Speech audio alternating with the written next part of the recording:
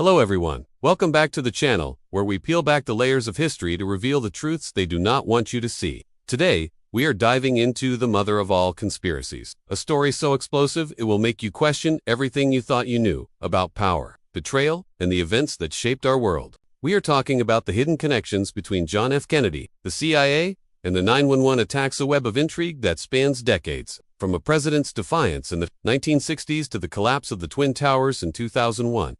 This is not just a history lesson. It is a wake-up call. If you are ready to see the world through a new lens, smash that like button, hit subscribe, and turn on notifications so you do not miss a second of this. Grab a drink, settle in, because this is going to be a wild ride. Let us get started. It is November 22nd, 1963, and the air in Dallas is crisp, the sun glinting off the presidential motorcade as it winds through Dealey Plaza. John F. Kennedy, America's youngest president, waves to the crowd, his charisma lighting up the streets. Then, in an instant, shots ring out. The president slumps forward, and the world stops breathing. The official story will tell you Lee Harvey Oswald, a lone gunman, acted alone. But even in that moment, as the nation mourns, whispers begin to spread. Whispers of a darker truth, of a shadowy organization pulling strings behind the scenes. That organization, the CIA. Fast forward to September 11, 2001, when the Twin Towers crumble in a cloud of dust and fire, leaving nearly 3,000 dead and a nation forever changed. These two moments, Kennedy's assassination and 9/11, are separated by nearly 4 decades. But I am here to tell you they are connected by a single chilling thread. A power structure so vast, so cunning, that it orchestrated both to maintain control. This is not speculation, it is the story they have buried. And today, we are digging it up. Let us start with Kennedy. A man who walked into the White House in 1961 with a vision of hope, a new frontier for America, but he quickly found himself at odds with a force far more powerful than any elected office. The CIA, the agency, born in the post-World War II era, was a juggernaut by the time Kennedy took office, wielding influence across the globe in the name of fighting communism. Their operations were covert, their methods ruthless, and their loyalty, not to the president, but to the interests of a shadowy, elite-think military contractors, Wall Street tycoons, and intelligence operatives who saw themselves as the true guardians of American power. Kennedy, with his idealism and his push for peace, was a threat to that system. The first crack came with the Bay of Pigs invasion in April 1961.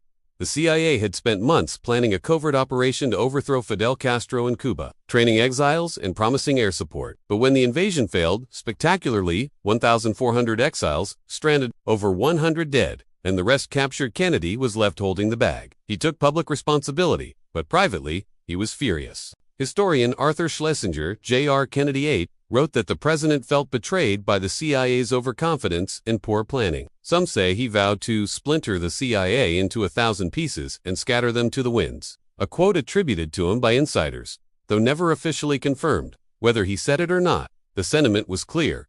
Kennedy did not trust the agency. That distrust only grew. Kennedy fired CIA Director Allen Dulles, a move that sent shockwaves through the intelligence community. Dulles was not just any bureaucrat, he was a titan, a man who had shaped the CIA's Cold War strategy and had deep ties to Wall Street and the military-industrial complex. Sacking him was like declaring war on the agency itself. But Kennedy did not stop there. He was skeptical of escalating U.S. involvement in Vietnam, a war the CIA and Pentagon were eager to expand. Declassified documents, like those from the National Security Archive, show Kennedy pushing for a withdrawal of advisors, a move that threatened the billions in profits defense contractors like Lockheed Martin and Boeing stood to make. And then there is a lesser-known, but explosive detail. Kennedy's alleged opposition to the World Trade Center's construction, the Twin Towers, a project championed by David Rockefeller and the Port Authority of New York, were more than just buildings. They were a symbol of corporate dominance, a gleaming monument to Wall Street's power. Some researchers, like those cited in obscure Kennedy-era archives, suggest JFK saw the project as a boondoggle, a drain on public resources that clashed with his vision of economic fairness. No official record explicitly confirms he tried to block it, but his broader push to regulate big business and curb elite influence put him at odds with the same New York power brokers who backed the towers. Was this another reason the establishment wanted him gone? It is a question we cannot ignore. When Kennedy was assassinated in 1963, the official narrative pinned it on Oswald, a former Marine with a murky past. But let us be real, Oswald's story is riddled with holes. He had defected to the Soviet Union, then returned to the U.S. without much fuss. He had ties to pro-Castro and anti-Castro groups, both of which the CIA was monitoring. Declassified files from the Assassination Records Review Board show the CIA withheld information from the Warren Commission about Oswald's contacts with their operatives in Mexico City. Why? Were they covering their tracks? Many believe Kennedy's death was a coup, a message to any leader who dared challenge the deep state, a term we will use for the unelected network of intelligence, military, and corporate elites who really run things. Kennedy's assassination was not just the end of a presidency. It was the beginning of a blueprint, one that would resurface decades later on 9/11. Let us jump to that fateful morning. September 11th, 2001. It is 8:46 a.m. An American Airlines Flight 11 crashes into the North Tower of the World Trade Center. 17 minutes later, United Airlines Flight 175 hits the South Tower. By 9:37, the Pentagon is struck, and by 10:03, Flight 93 goes down in a Pennsylvania field. Nearly 3,000 people are dead, and the United States is thrust into a new era of war and surveillance. The official story, laid out in the 9/11 Commission report, tells us Al-Qaeda, a terrorist group led by Osama bin Laden, planned and executed the attacks. But when you start pulling at the threads, the story unravels. Let us talk about Larry Silverstein, the real estate mogul who owned the World Trade Center. He finalized his lease on the towers in July 2001, just 6 weeks before the attacks, securing a $3.5 billion insurance policy that specifically covered terrorism. On any other morning, Silverstein would have been at his usual breakfast spot, windows on the world, at the top of the North Tower. But on 9/11, he was not there. He later said he had a dermatologist appointment. His wife and children were not in the buildings either. Coincidence, or did someone know something? Silverstein collected over $4 billion in insurance payouts after the attacks, a windfall that raises eyebrows when you consider the timing. Then there is the stock market. In the days leading up to 9/11, there were massive spikes in put options bets that stocks would fall on companies like American Airlines, United Airlines, and firms housed in the World Trade Center, like Morgan Stanley and Merrill Lynch. The Securities and Exchange Commission investigated and found these trades were 600% above normal levels, with some placed through a firm tied to a former CIA officer. No one was ever prosecuted, and the sex report was quietly buried. After 9/11, Wall Street insiders made billions investing in defense contractors like Raytheon and Halliburton, which saw their stocks soar as the U.S. invaded Afghanistan and Iraq. These were not random bets, they were calculated moves by people who knew what was coming. The Chicago Board Options Exchange flagged these trades as suspicious, yet the mainstream media barely touched the story. Why? Because it points to foreknowledge, and foreknowledge points to a plan.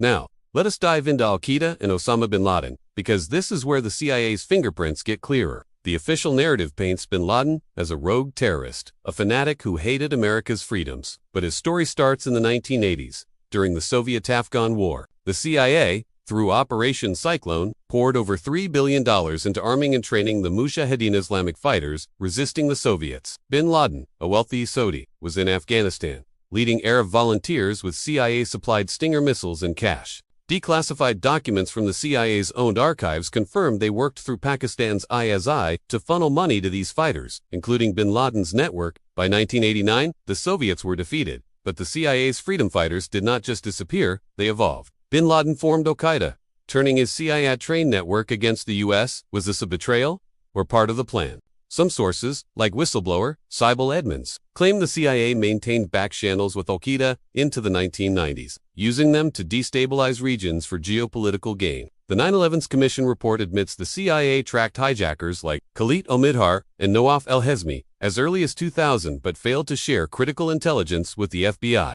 Why? The report calls it a failure of communication, but that is too convenient. If the CIA wanted those planes stopped, they could have acted. Instead, they let the pieces fall into place. Al-Qaeda's role in 9/11 is undeniable. They were the foot soldiers. But were they the masterminds, or pawns in a larger game? Bin Laden himself, in a 2001 interview with Al Jazeera, took credit for the attacks. But he also hinted at broader forces at play, saying the U.S. was reaping what it sowed in the Middle East. The hijackers, 19 men, mostly from Saudi Arabia, were trained in flight schools and lived openly in the U.S. for months. The FBI's own reports show some, like Hani Henger, were flagged for suspicious behavior, yet no one connected the dots. Or maybe they did and chose not to act. The CIA's history of using extremist groups, from the Mujahideen to proxies in Central America, suggests they are not above letting chaos unfold to serve a bigger purpose. And what was that purpose? Look at the aftermath. The U.S. invaded Afghanistan within weeks, securing strategic bases near Russia and China. Then came Iraq, with its oil fields and Halliburton contracts. The Patriot Act, passed in a panic, turned America into a surveillance state. Every move benefited. The same elite Kennedy tried to challenge Wall Street, the Pentagon, and the CIA. So, how does Kennedy tie into 9/11s? It is about legacy and revenge. Kennedy's war on the CIA was not just personal, it was existential. He saw an agency that answered to no one, a shadow government serving corporate and military interests. When he pushed back, firing Dulles, resisting Vietnam, and reportedly questioning projects like the World Trade Center, he signed his own death warrant. His assassination in 1963 was a warning to any leader who dared defy the system. By 2001, that system had grown stronger, more entrenched. The Twin Towers, those gleaming symbols of corporate power Kennedy allegedly opposed, were the perfect target. Their destruction was not just a terrorist act, it was a ritual, a spectacle to usher in a new era of control. The CIA did not just fail to stop 9/11s, they facilitated it, using Al-Qaeda as a tool to justify wars, enrich their allies, and silence dissent. Operation Northwoods, a 1962 CIA proposal to stage attacks on Americans and blame coups, shows they had considered this playbook before. Kennedy rejected it, but by 2001, no one was left to say no. Let us talk about the towers themselves. The World Trade Center was not just a target of opportunity. It was a symbol, built in the 1970s under Rockefeller's influence. It represented the triumph of global capitalism, the kind of unchecked power Kennedy's policies threatened. Some fringe researchers claim JFK's economic reforms, like Executive Order 11,110, which aimed to curb the Federal Reserve's control, indirectly challenged the financial elites behind the towers. While the order's impact is debated, it fueled distrust among Wall Street's titans. Fast forward to 2001, and the tower's collapse served a dual purpose, a psychological blow to America and a financial boon for those in the know. Silverstein's insurance payout, the stock market windfall, the defense contracts all point to a plan where the elite came out richer, stronger, and untouchable. What about the evidence? Beyond Silverstein's absence and the stock trades, there is Building 7. World Trade Center 7, a 47-story skyscraper, collapsed at 5:20 p.m. on 9/11s. Despite not being hit by a plane, the official report claims fire caused it, but engineers like those from Architects and Engineers for Truth argue it looked like a controlled demolition. Why would a building home to CIA and FBI offices fall so neatly? Was it to destroy evidence of the plot? Then there is the Pentagon strike. The hole in the building was smaller than a Boeing 757's wingspan, and no clear footage shows a plane. Some claim it was a missile, a cover for an inside job. The FBI confiscated over 80 security tapes from nearby businesses and never released them. Why hide the truth unless the truth is dangerous? The CIA's history is littered with clues. They have overthrown governments, from Iran in 1953 to Chile in 1973. They have run false flag operations, like the Gulf of Tonkin incident that escalated Vietnam. Their ties to bin Laden did not end in the 1980s. Reports from whistleblowers like former FBI translator Sybil Edmonds suggest they worked with Al-Qaeda affiliates in the Balkans as late as the 1990s. The 9/11's Commission report itself is ignoring key witnesses and rushing to conclusions. Even Senator Bob Graham, co-chair of the inquiry, later said the report hid Saudi and CIA connections. Why? Because the truth would unravel the system. So here we are, connecting the dots. Kennedy's fight against the CIA set the stage for a decades-long power struggle. His death was a warning, and 9/11s was the culminatio meticulously planned event to cement the deep state's grip. Al-Qaeda was the perfect scapegoat, built by the CIA's own hands. Silverstein's absence, the stock market plays, the intelligence failures, they are not coincidences. They are evidence. The towers fell, the wars began, and the elite profited just as they did when Kennedy was silenced. This is not a theory, it is a pattern, a blueprint for control. We are just scraping the top, and I could keep going, but let us pause here. The truth is out there, hidden in plain sight. Kennedy's ghost, the CIA's shadow, the tower's dust, they all tell the same story. The question is, what do you do with it? Will you keep believing the official narrative, or will you dig deeper? Drop your thoughts in the comments, tell me what shocks you most. If this video woke you up, smash that like button, share it with everyone you know, and subscribe for more. We are not done exposing the truth. Stay vigilant, stay curious, and I will see you in the next one. Peace out.